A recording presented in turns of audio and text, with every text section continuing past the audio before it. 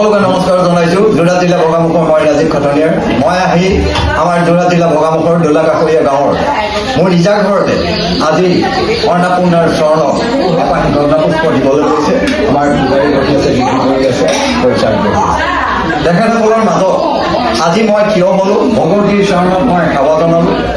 আজি সেৱা জনাই এই অন্নপূৰ্ণাৰ ভগৱতীৰ চৰণত কেনেধৰণে কি গন্ধপুষ্প দিয়ে মই আমাৰ পূজাৰীক অনুৰোধ কৰিছোঁ।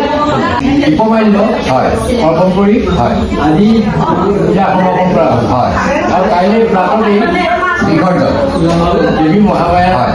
বিসৰ্জন। এয়া আছিলে আমাৰ পূজাৰী শ্ৰীযুত ডক্টৰ ৰাজগুৰুদেৱ। এতিয়া মই আমাৰ যিটো পদবী দেৱলৈ আগবাঢ়িছোঁ দুষাৰ ক'বৰ কাৰণে। মহামায়া অন্নপূৰ্ণা দেৱী শ্ৰী চৰণত প্ৰণিপাত জনাইছোঁ। হয় মহামায়া ভগৱতী হ'ল, অন্নপূৰ্ণা দেৱী হ'ল, সকলো জীৱৰে অন্নদান সেই অধিশাস্ত্ৰী।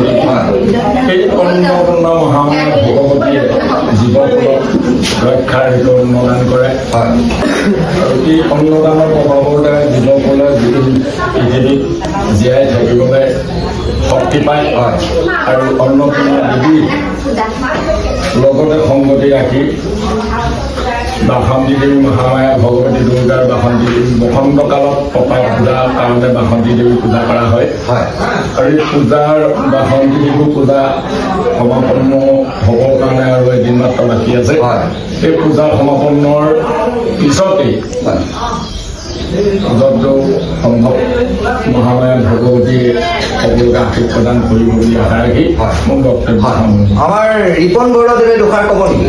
উপভোক্তা বক্তাই ক'লেই হয় গতিকে মই কি ক'ম, ভগৱতী অন্নপূৰ্ণা দেৱীয়ে আজিৰ দিনটোত সকলোকে আশীষ প্ৰদান কৰক, হয় সুস্থ সবল কৰক সকলোৰে প্ৰতি মহামায়াৰ অনুকম্পা মই ধন্যবাদ জনাইছোঁ। এই হ'ল আমাৰ পূজাৰীসকলৰ মাজত এইখিনি মন্তব্য জনালে।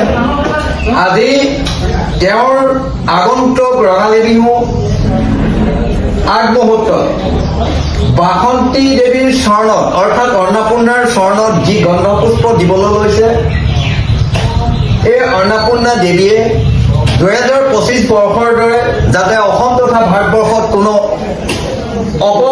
অশান্তি সৃষ্টি নহয়, অন্নদেৱীৰ চৰণত মই সেৱা জনাইছোঁ, বিশ্ব শান্তি কামনা কৰিছোঁ আৰু ইয়াকে কৈ মই ধন্যবাদ জনাইছোঁ।